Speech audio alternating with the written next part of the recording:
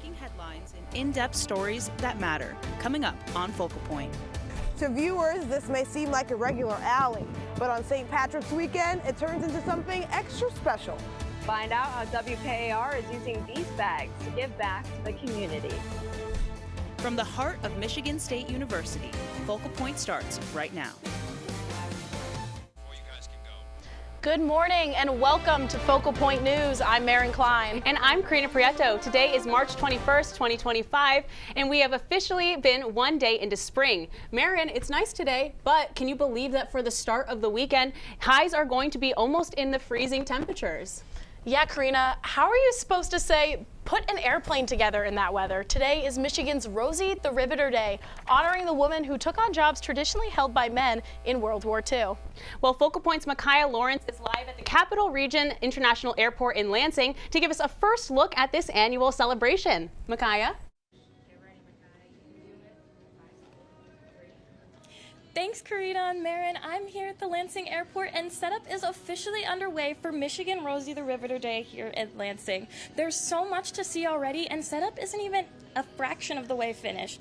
The hard work is really embodied in these images here, where you can see the Rosie the Riveter women who are the embodiment of hard work from the World War II era. Let's go take a look at the rest of the venue here, where the event will be later today. Out here, if you come with me, you'll see there's a wide open space where people are going to be able to get together, gather, mingle, and celebrate all of these hardworking women. Up here further, we have a setup for conference area. This is where all of our keynote speakers are going to be, from the Lansing mayor to several Michigan Rosie's partners. We're going to head over now and get together with our guest, Tanya, and talk more about why Michigan Rosie the Riveter Day is an important thing to celebrate. Like I said, I'm joined here by Tanya Blem. She's just one of the many Michigan Rosie the Riveter partners here today. How are you doing today, Tanya? Good, how are you? Good. So to start, can you just tell me a little bit about the event that we're going to get to see later today? Sure. So it's National Rosie the Riveter Day, and we are bringing everyone together across the state to celebrate Rosie the Riveter, who brought women into manufacturing in World War II. So we're here to celebrate those women, and like the Tuskegee Airmen will be here as well.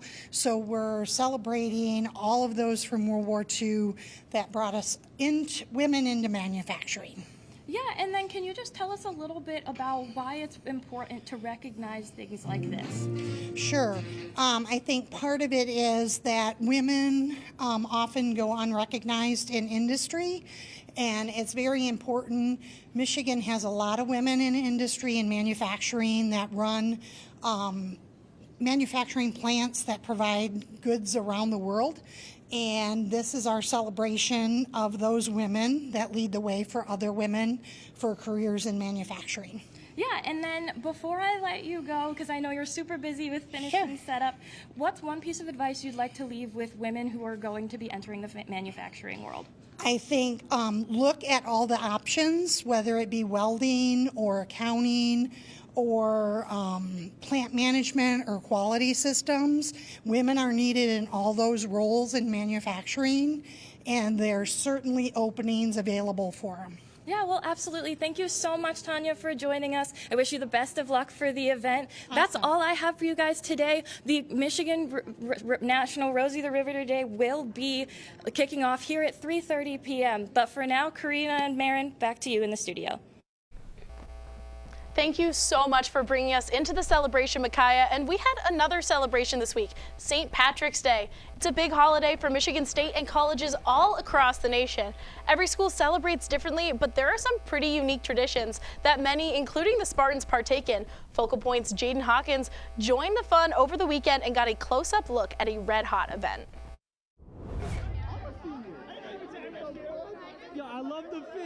Spartans take green very seriously. It's a year-round mindset at Michigan State, but this morning, green takes a back seat to red. Well, redheads to be exact, hundreds of them. It's the third annual Ginger Run. The course? An alley in East Lansing. Hey, Ginger, come on, we're lining up. So the Ginger Run is a silly little event that happens every St. Patty's Day at a lot of schools, but also at MSU, where we got all the gingers down this alley and we all just run, and that's it. This is Leah Hirsch's second time organizing the event. And though it's just a silly thing, I feel like gingers are like sort of always made fun of, but like so it's sort of silly to see us all just embrace it and just roll with it for one day of the year. for redheads like Henry Meisels, it's meaningful. I've never seen that many gingers together, including me. And I've never had that before, so like, I don't know, it kind of touched my heart a little bit, I'm not gonna lie. For one day, they're the stars of the show. Are you guys running? Of course I'm running. Would you like a signature? Yes. Come on, Ginger Run. Yeah, Ginger! You ready? Go, Ginger! Let's go, we're getting it done.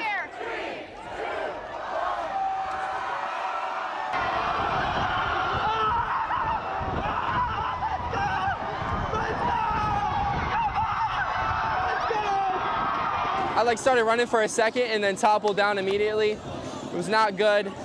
Scraped my knee, scraped my shoulder. It all kind of, yeah, it was bad.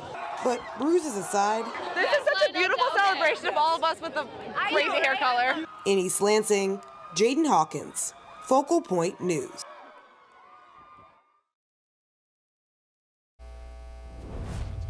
Thank you, Jaden. This is such a fun and well-loved tradition for college students on St. Patrick's Day. Karina, have you ever been to the Ginger Run? You know, Erin, I actually haven't, and I really wanted to go this year, but I couldn't get out there. It did look like it was a lot of fun, though. Yeah, I agree, Karina. And also with St. Patrick's Day coming and going, I feel like spring weather is finally starting to near. Winter weather to end, and it seems like local businesses and homeowners are too. Focal Point's Micaiah Lawrence dug into an event that boosts not just those winter moods, but the economy as well. Spring has sprung. We are in March. People get antsy. Just not outside.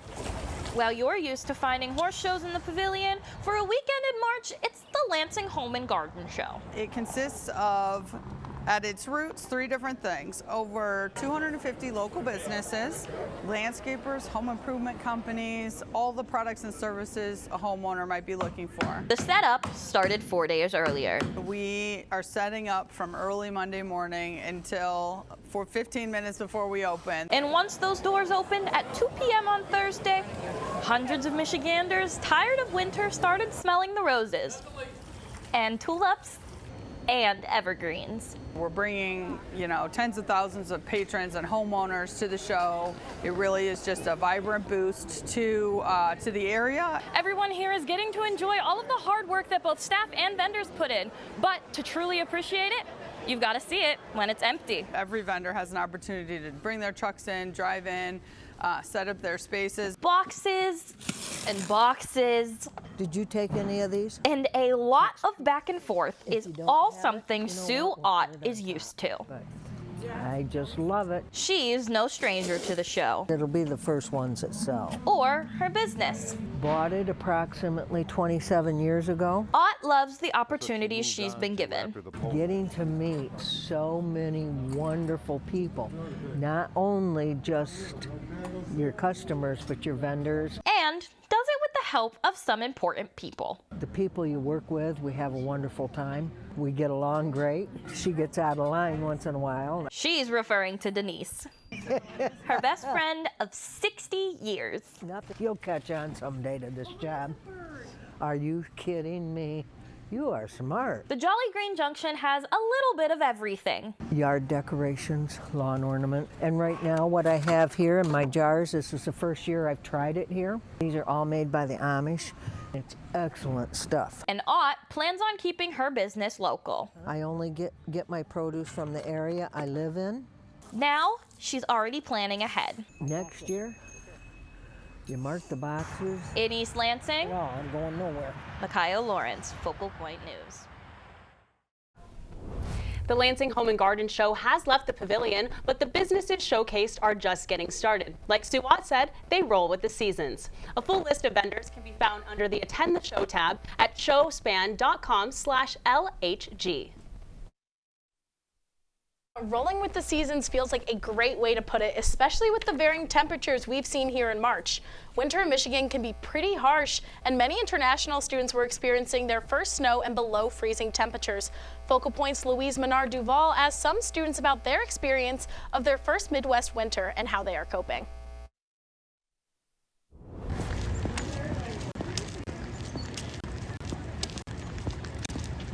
For some of you, this weather might be usual because you've been living in Michigan for all your life. But for some international and exchange students, it's the first time they're enjoying or not this cold weather. This is the first time in Simon Wong's life that he's seen snow, but he came prepared. This year, I'm a junior student from my home school where I'm from. I'm from Hong Kong. So where I'm come from, the place is usually really warm. So around 30 to 40 Fahrenheit, around 5 to 10 degrees Celsius during winter. So we don't have snow. So usually I only have two very big coats. So one is a puffer jacket, which is a long one. Both are Korean brands. This one is relatively thin, as you can tell, which is electricity heated jacket, which you have a power bank and it can heat up. For his roommate, Johnny Syke, it's not his first snow, but it is his first winter this cold. My coldest winter in Ireland was -11 and it lasted for 3 days. And that was it. When he arrived, it was already cold, but after that, We got an even colder spell, like a week later, which was -20 plus, or below -20. the key for him is layering. I have one under layer for thermal for the top and one layer for the bottom. However, he seems at home in the cold. But what I do really like is that the ponds are frozen. The ponds are like 6 inches deep.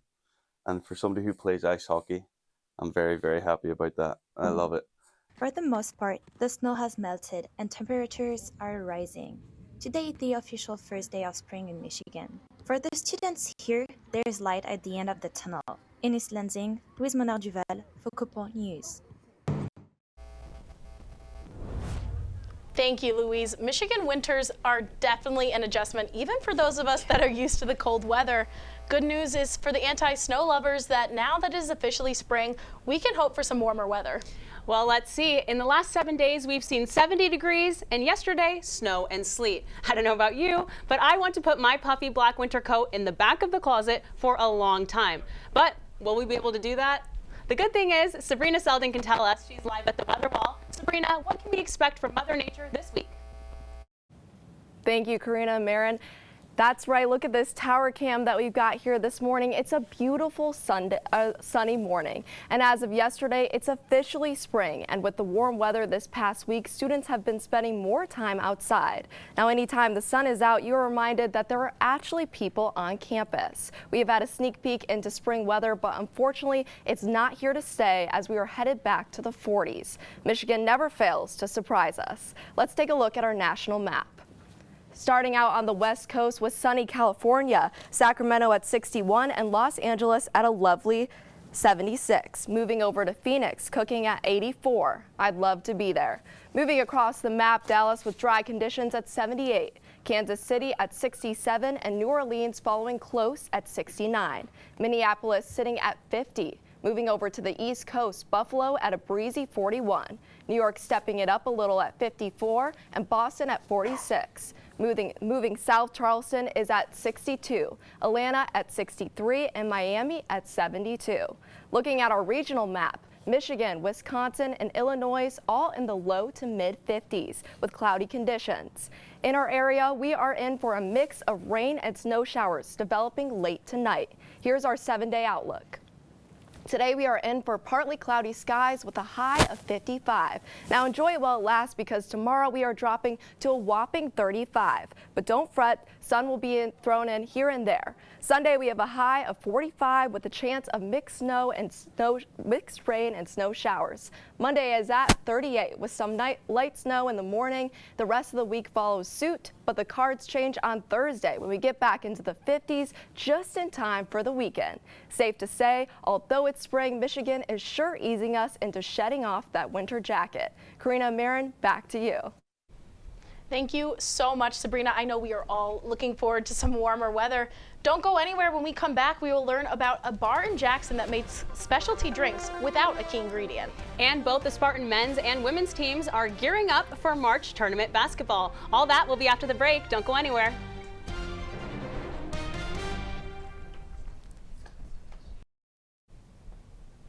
Well, welcome back to Focal Point News. Coming up, a popular store is closing its doors, and I believe you mentioned a new bar before the break. Yeah, that is right, Karina.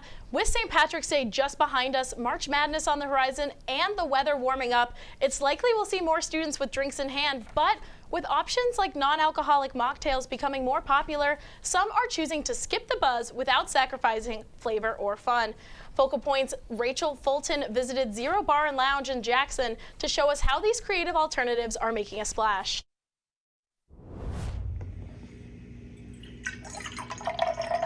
Sandy Yeager has been working hard trying to open her new business. Painting and doing the wallpaper and getting things set up. It's a bar in downtown Jackson. You can make everyone feel inclusive. And so she's doing something about it. No excessive drinking in this bar. Sandy's bar won't serve alcohol. That's why it's called Zero Bar and Lounge.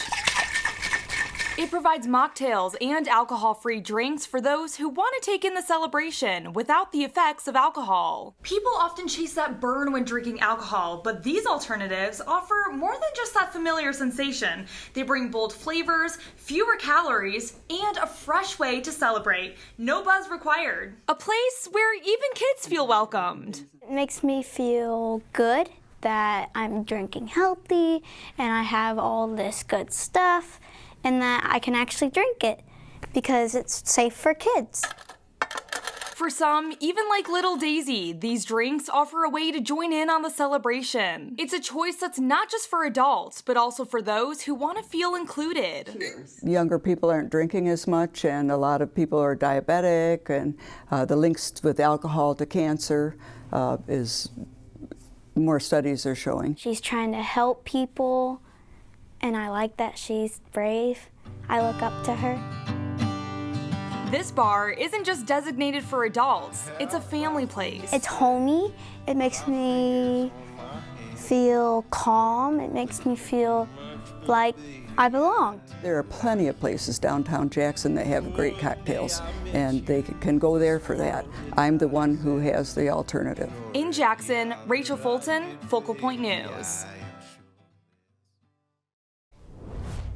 Wow, thank you, Rachel. What a creative way to enjoy the social side of bars without the alcohol. As we continue to see trends lean toward healthier alternatives, it is exciting to see businesses stepping up with outside-of-the-box options. The Lansing Mall is currently in a public dispute with one of its tenants, and the situation has sparked up discussion across the community. Many are worried about the impact that losing this local business could have. I stopped by the mall to get down to the bottom of it.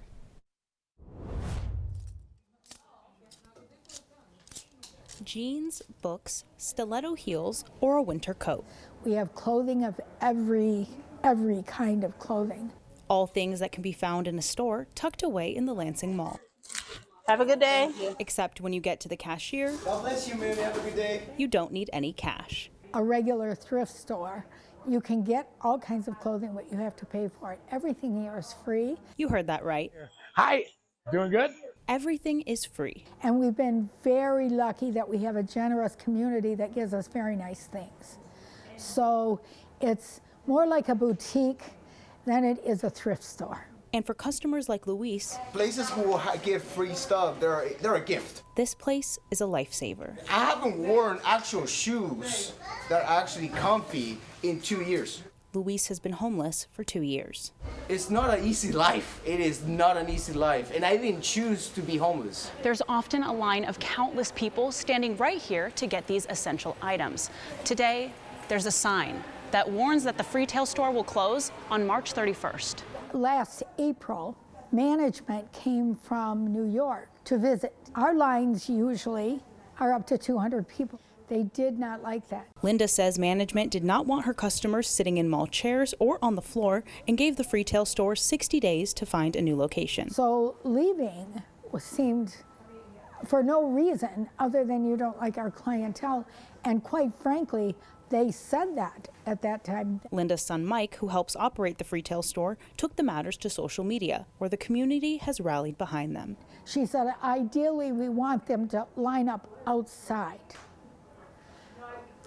To which I said, not my people. And the pressure worked. The mall posted a statement to Facebook claiming their decision to part ways with the Freetail store is to, quote, support the nonprofit's growth. That's gonna make a lot of people suffer. It's all heartbreaking for Linda. She knows the people she helps will be hurt the most.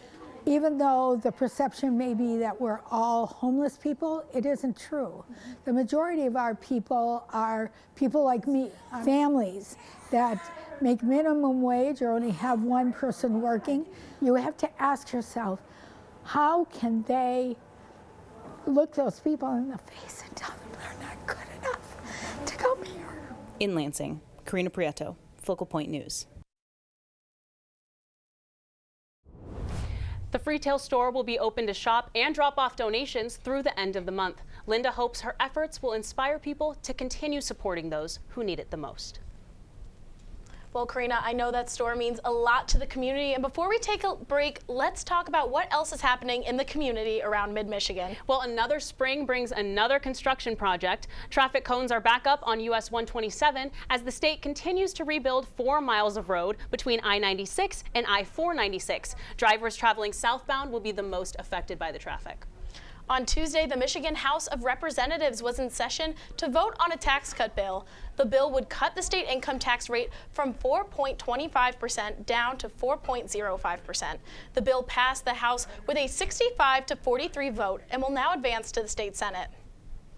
And in national news, universities in the United States are advising international students and faculty to avoid traveling abroad due to President Trump's immigration crackdown at our nation's airports. And 2 federal judges in Maryland and California ordered the Trump administration to reinstate thousands of fired federal workers who were laid off due to mass terminations. White House Press Secretary Caroline Leavitt has responded that the Trump administration is preparing to fight back against this unfair ruling. And now, coming up after the break, it is officially March, and multiple Spartan teams are heading into postseason play, and we will get an exclusive look into the men's regional site in Cleveland. And WKAR encourages young readers to embrace reading this month. Stay tuned after the break. Welcome back into Focal Point News. It is tournament season for a few Spartan athletics teams. And still ahead, a new staff member is joining the MSU community, and he's a bit furrier than most. But first, we are joined by Focal Point's Ethan Hunter, who is on site in Cleveland for the Michigan State men's basketball team's first-round matchup against the Bryant Bulldogs from Smithfield, Rhode Island. Ethan, what can you tell us about the vibes not too far from here? Well, I'm here in downtown Cleveland, right next to Rocket Arena, where Michigan State will be taking on the 15-seeded Bryant Bulldogs here at 10 p.m. It's a very late tip-off, but a very close location for a lot of Spartan fans. We're starting to see some green and white trickle in the streets. There wasn't a whole lot of that yesterday just because of that late tip-off. They knew that they could make the drive and get here today, but some diehard fans were here yesterday for the open practice that Michigan State got to show off some big dunks and some long threes to the fans. Mostly diehard fans, and we talked to a few of them yesterday. In March, who wouldn't want to go to an NCAA tournament game? But who would want to go to the practice? There's alumni and students. I'm an alum. He's actually currently a student. Oh, nice. And kids looking for autographs. But Jim Miller is neither. That was cool. That was cool. That was cool. He may not have gone to Michigan State, but he's been watching their basketball games since the 70s. The tradition of going to games over the years, and especially, when Judd Heathcote was there up to the current Tom Izzo, that, we've been going to games, whether it was at Breslin or Jennison, we've been to games at both places. Jim bleeds green and white because it's really in his blood. His wife went to Michigan State, he sent his 2 kids there, and maybe most importantly, he knows one basketball name that even diehard Spartan fans probably don't know, because he shares his last name. His name was Carl Miller, and he was from Saginaw as well. He was a letter winner on the 1916 team. He never got to see his grandfather play, but he's seen some pretty great moments. Actually, my wife and I went to the 2000 National Final game in Indianapolis. That was the game that Mateen Cleaves got hurt at, and crawled off the court and then came back. Yeah, that was awesome. Yeah, we hung out after, and Magic Johnson was in there hanging out with people and high-fiving everybody. So in Indianapolis, he snuck down a few hundred rows to see his team win the national championship front and center. But what could top that? Might be this year. That's what we're hoping. The road to that moment starts today as Michigan State faces Bryant here in Cleveland. For Focal Point News, I'm Ethan Hunter. some really cool history there and some history trying to be made here at Rocket Arena today as Michigan State starts their march on the 25th anniversary of that 2000 national championship. Tom Izzo trying to add another to the belt. The team's looked really good all season, and they're trying to continue that here against Bryant today. They will face the winner of Marquette and New Mexico, which is also here in Cleveland. That game will be on Sunday. But for now, you've got plenty of time before that 10 p.m. tip-off. You could honestly still even drive here to downtown Cleveland, only about 3.5 hours from East Lansing. But Campbell, I'm going to send it back to you. Thanks, Ethan. March is always an exciting time for Spartan fans, and this year's team has made a lot of noise in college basketball throughout the regular season and will be looking to do the same in the tournament. Well, there have also been a lot of teams finding success right here in East Lansing. Now let's head over to the Spartan newsroom where we find our very own Campbell Berg with the latest on more Spartan sports. Campbell? Thanks so much, guys. There is so much to review from Spartan sports this week, from championship games and Big Ten wins to the start of spring sports. MSU baseball has been rocking the diamond home and away. The season started off with a 6-game win streak before losing to the UCLA Bruins. Their home opener was last week against Michigan, sadly losing 11-7. The team picked back up with a win earlier this week against Oakland, scoring 8 runs. Now the team is headed to Happy Valley this weekend for a 3-game series against Penn State, hoping to pick up some early conference wins. Gymnastics is still in the hunt for a second consecutive Big Ten championship following its last regular season meet against Bowling Green on Senior Day. They won by a score of 197.375 to 192.550, led by Nikki Smith. Smith won the all-around title, which is her 6th title this season.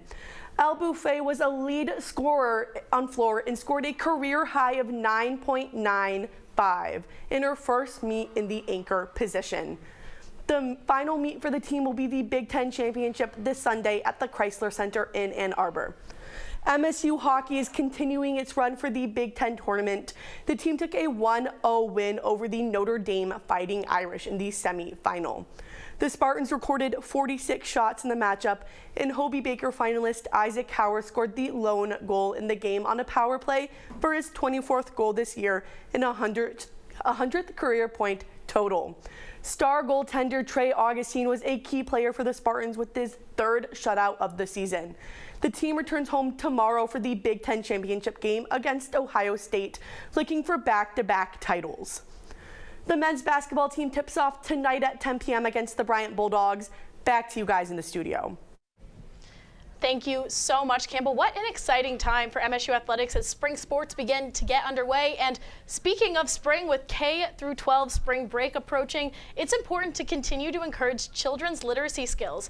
WKAR Public Media at Michigan State University is giving away family reading kits to families across mid-Michigan.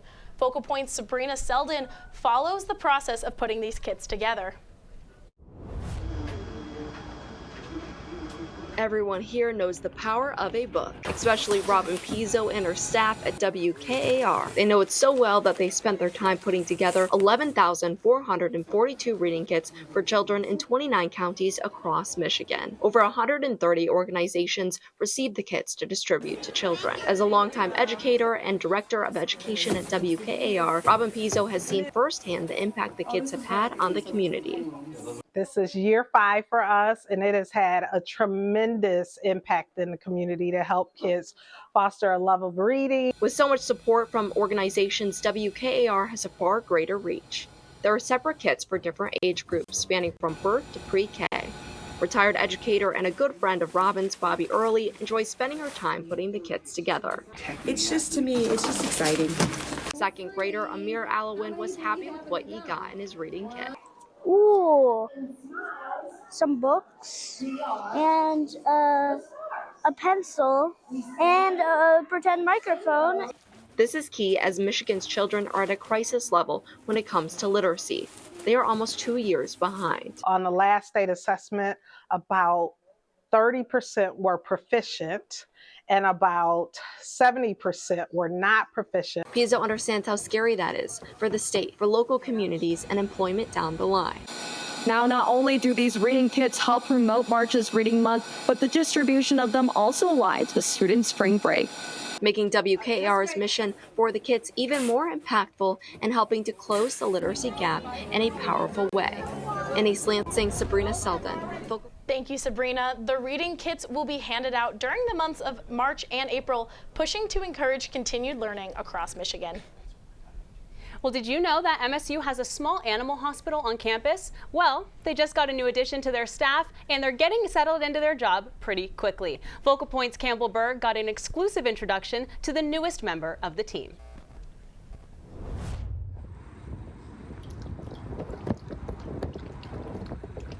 It's a place no animal owner wants to see, the emergency clinic at MSU. Not only can it be stressful for owners, but also the staff. If only there was somebody who could raise their spirits. He gets a little offended when somebody passes him in the hall and doesn't acknowledge him or say hi. After getting a new set of hands, well, pause on staff. The faculty and students are ready to get back to work. Down. Appa, the 7-month-old golden doodle, is an in-facility training dog. I came out of a meeting, it was a meeting where maybe I didn't have the best news, and there Jessica was with Appa, and I was able to just snuggle with Appa a little bit and just made my day brighter. He has recently started training here on campus, but has been learning how to help those around him since birth. Dean Dodd walked in, and she's like, oh my gosh, is that our guy over there following along? I'm like, nope, you see the one over there in the corner that's kind of rowdy? That's our guy. While other dogs and cats come to the small animal clinic, he is here every day, not just for checkups. Right? And so even as the director of a hospital, having this little furry face around is just so fantastic. But to make the staff and students' days just a bit brighter. He brings joy to my life, and I can't wait to see him every day that I come into work. Appa may not be even a year old, but the impact he has made feels like he's been here for a lifetime. On Michigan State's campus, Campbell Berg, Focal Point News. Well, thank you, Campbell, and thank you, Appa, for making our lives here in the studio just a little bit brighter. And thank you to all of you for tuning in to this week's edition of Focal Point News. I'm Karina Prieto. And I'm Marin Klein. Have a great weekend, Spartans.